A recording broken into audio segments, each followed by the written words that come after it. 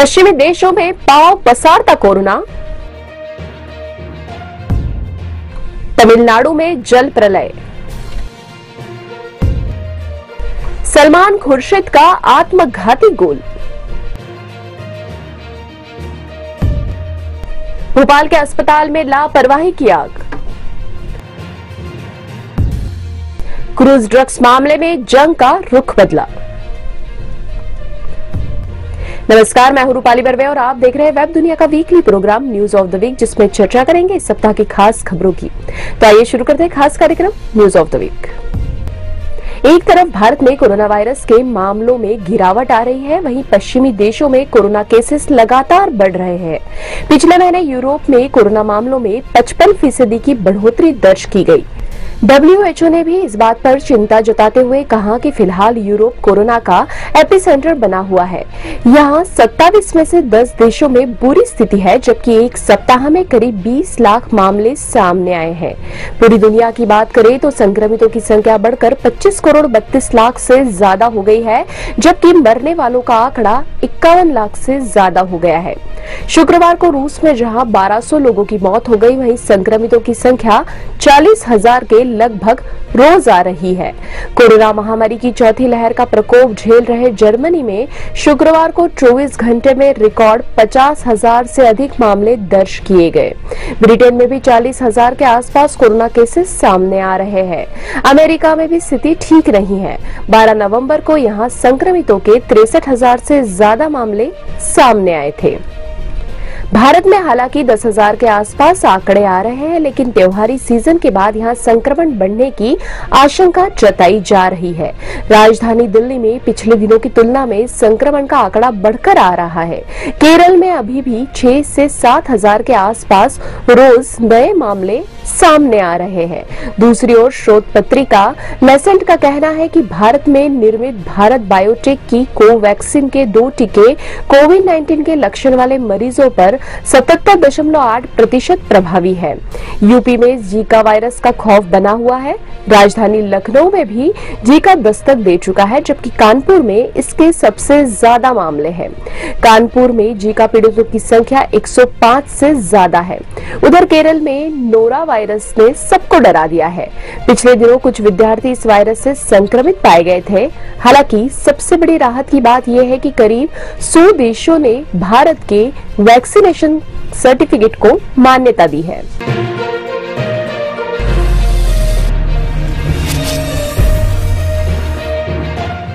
तमिलनाडु में भारी बारिश के चलते लोग खौफ के साए में जी रहे हैं। बारिश के खत्म होने के बाद चारों ओर तबाही का मंजर है। राज्य में कई स्थानों पर अब भी पानी भरा हुआ है। सड़कें जगह जगह से उखड़ गई है। फसलें तबाह हो गई। घरों में पानी घुसने से लोगों का सामान नष्ट हो गया। बिगड़े हालात के लिए लोगों में स्टालिन सरकार को लेकर काफी गुस्सा है। लोगों को नई सुबह का वादा करने वाली द्रमुक सरकार बारिश के बाद पैदा हुई स्थितियों से निपटने में बुरी तरह नाकाम रही है। विपक्ष का भी कहना है कि मौसम विभाग ने भारी बारिश को लेकर काफी पहले ही भविष्यवाणी कर दी थी, लेकिन सरकार एहतियाती कदम नहीं उठा पाई। राज्य में बारिश से जुड़ी घटनाओं में कम से कम 14 लोगों की मौत हो गई। 1000 से ज्यादा झोपड़ियों और 250 के करीब मकान क्षतिग्रस्त हुए। जल भराव के कारण उपनगरीय ट्रेन सेवाओं को भी कुछ समय के लिए निलंबित करना पड़ा। बाढ़ के कारण स्कूल कॉलेज भी बंद रखने पड़े। वर्ष 2022 में होने वाले 5 राज्यों के विधानसभा चुनाव से पहले कांग्रेस के वरिष्ठ नेता व पूर्व केंद्रीय मंत्री सलमान खुर्शीद ने हिंदुत्व पर टिप्पणी कर कांग्रेस की मुश्किलें बढ़ा दी है। दूसरी ओर भाजपा ने इस मुद्दे को हाथों हाथ लपकते हुए कांग्रेस को हिंदू विरोधी करार देना शुरू कर दिया है। दरअसल खुर्शीद ने अपनी पुस्तक sunrise over Ayodhya nationhood in our times में लिखा है कि साधु संतों के लिए पहचाने जाने वाले सनातन धर्म और खालिस हिंदुवाद को हिंदुत्व के एक असभ्य रूप द्वारा एक तरफ धकेला जा रहा है। हिंदुत्व का यह राजनीतिक संस्करण हाल के वर्षों के ISIS और बोको हराम जैसे समूहों के जिहादी इस्लाम जैसा है। दूसरी ओर फिल्म अभिनेत्री कंगना रनौत पद्मश्री सम्मान पाने के बाद अपनी जुबान पर काबू नहीं रख पाई।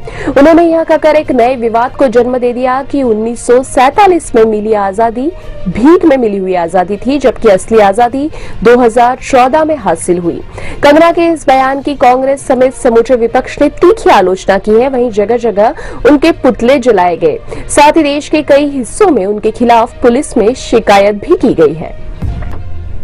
मध्य प्रदेश की राजधानी भोपाल में स्थित प्रदेश के सबसे बड़े सरकारी हमीदिया अस्पताल में स्थित कमला नेहरू हॉस्पिटल के चिल्ड्रन वार्ड में आग लगने से कई मासूम बच्चों की मौत की खबर पिछले सप्ताह सुर्खियों में रही। सरकारी अस्पताल में हुए अग्निकांड ने एक बार फिर सरकार के सेफ्टी दावों की पोल खोल दी है। अस्पताल में मामूली चिंगारी से भड़की आग के विकराल रूप होने का सबसे बड़ा कारण अस्पताल में आग बुझाने में लगे हाइड्रेंट का बंद होना था। प्रदेश के सबसे बड़े सरकारी अस्पताल में लापरवाही का आलम यह था कि 15 सालों से अस्पताल ने फायर एनओसी लेने की जहमत तक नहीं उठाई। हादसे के बाद सरकार लापरवाही के लिए जिम्मेदार 3 अफसरों का उनको पद से हटाकर और एक अफसर को सस्पेंड कर अपनी जिम्मेदारी से बचती नजर आई। वहीं अस्पताल में अग्निकांड का मामला अब जबलपुर हाईकोर्ट पहुंच गया है, जहां एक जनहित याचिका लगाकर तुरंत सुनवाई की मांग की गई है। वहीं राष्ट्रीय बाल आयोग ने बच्चों की मौत के मामले पर सरकार से रिपोर्ट तलब की है।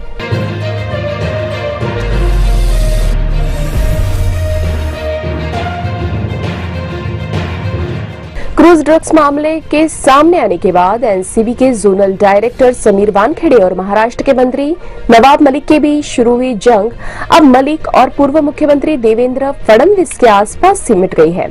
नवाब मलिक ने फडणवीस पर अंडरवर्ल्ड कनेक्शन और जाली नोटों का कारोबार करने का गंभीर आरोप लगाया।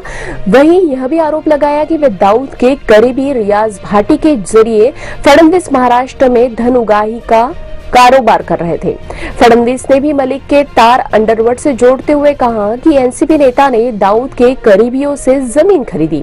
मलिक की बेटी ने फडणवीस को एक कानूनी नोटिस भेजा है। उन्होंने नोटिस भेजते हुए कहा कि बोलने का अधिकार तो है, लेकिन गाली देने का नहीं। दूसरी ओर देवेंद्र फडणवीस की पत्नी अमृता ने भी मलिक पर अपने परिवार की छवि को तार तार करने का आरोप लगाते हुए उनके कथित अपमानजनक ट्वीट को लेकर उन्हें कानूनी नोटिस भेजा है।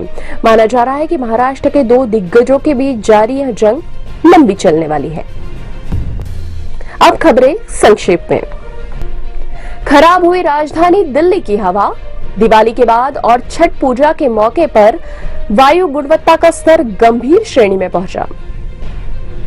दिल्ली में बढ़ते वायु प्रदूषण से सुप्रीम कोर्ट ने जताई नाराजगी। कहा, लॉकडाउन जैसे कदमों पर विचार करे सरकार। भारत में कोरोना वैक्सीन की 110 करोड़ से ज्यादा डोज लगी। 80% वयस्कों को लगी टीके की पहली खुराक, 38% को लगी डबल डोज। ट्रेनों का सामान्य परिचालन फिर से होगा बहाल। रेल यात्री पुरानी किराया दरों के आधार पर कर सकेंगे सफर। वेब दुनिया का news of the week program आपको कैसा लगा कमेंट बॉक्स में जाकर जरूर बताइए और वेब दुनिया के चैनल को सब्सक्राइब कीजिए ताकि लेटेस्ट वीडियो आप तक आसानी से पहुंच सके। अगले सप्ताह की सुर्खियों के साथ फिर हाजिर होंगे, तब तक के लिए नमस्कार।